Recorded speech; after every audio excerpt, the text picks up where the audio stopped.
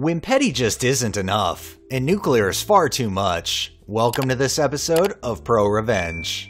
Our revenge today comes from Garmdian, titled Make Me Look Bad on the Job? Well, we'll see about that. I worked at a clothing store in a mall for a year and a half. It was not fun, but I was thinking back to my time there recently, and I forgot this golden gem of ProRevenge. So a new girl had just been hired, as many new people did in that job, and right away, you could tell she thought she was hot shit. We're talking acting like a manager, talking about how many hours she had, and worst of all, she wouldn't shut up about all the dudes she was banging and how the money she got from them was the most important part. To put it lightly, she was a cold-hearted bitch who made everyone feel bad about their insignificant lives, as she put it. Here's where things go down. In our store, all the racks were milled steel bars and hooks, so really hard to break and really expensive. They could, however, be bent out of shape if enough heavy coats stayed on them for long periods of time. Miss Hotshit here thought it would be a good idea to impress the management by putting all the coats on the same rack, using the milled steel bars instead of a circular rack that wouldn't warp. I protested, of course, as I'd been there longer, but she said, "I get paid more than you do, so do what I say." She got hired as a key holder of the gate, so she made $1 more than I did per hour. I go along with it and put the heavy winter coats up on the milled steel and go about my life.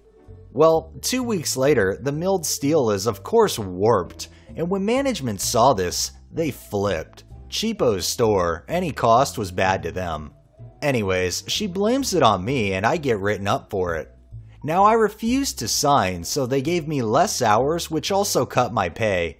Because she lied, I was now making 50% less than before and had a formal written complaint against me. To say I was ticked off wouldn't even start. So I devised a plan to get back at her.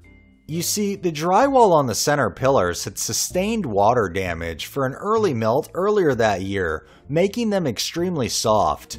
However, they provide some of the largest coverage of shelf space in the entire store, meaning basically a good 20% of shelf space couldn't be used.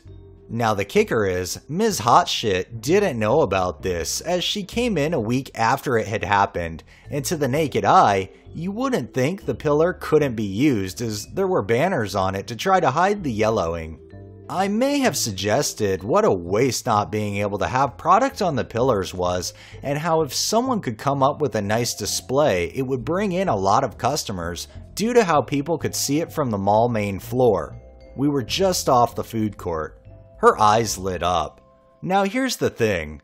I was taking a small break to a nice snowy lake the next day, and the people she had working with her were the manager or the temps who were not allowed to handle marketing and logistics. Example, putting shelves, racks up on the wall due to their cost, and the incident that got me written up. Now I knew she wouldn't want the managers to see it because she wanted all the glory from it.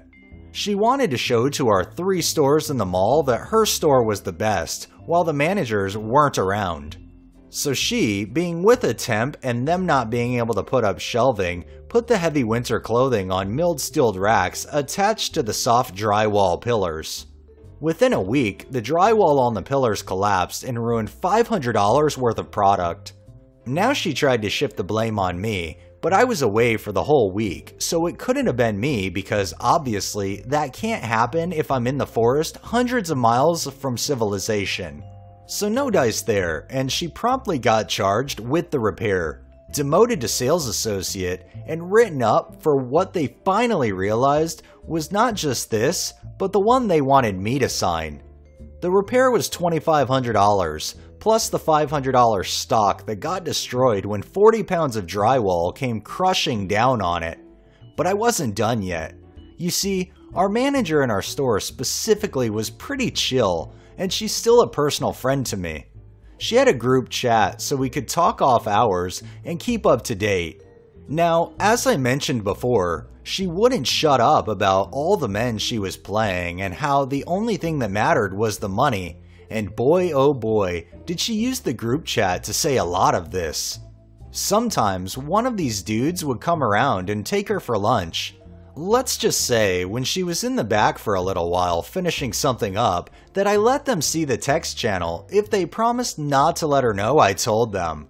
So often, they'd go out on their lunch and after 1 or 2 days, she'd be down a man. Finally, this boiled over when one of them took her phone, saw how many guys she had been banging for money, and messaged all of them about how much of a lying cheat she was. After 2 months, her fountain of man money dried up, and now demoted to a sales associate, she didn't have the money to spend on all her lavish nights out or designer clothing.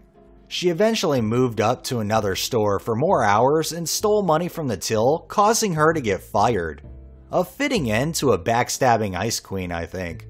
I eventually left that job after half a year later to pursue my current job.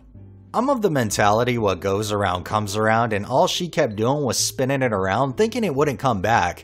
The funny thing is people like that push off blame onto other people even though it's 100% them really don't get too far in the long run. Their ruse ends up being found out, and in this case, well, they're left assed out.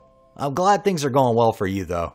Alright, well, that's enough revenge for the day. That wraps up this episode of ProRevenge. If you liked the video, please drop a like, share my content on all of your social media, subscribe if you haven't already, and make sure to hit that bell and drop a comment down below. Thanks for watching, thanks to my patrons, have a great day and stay safe out there.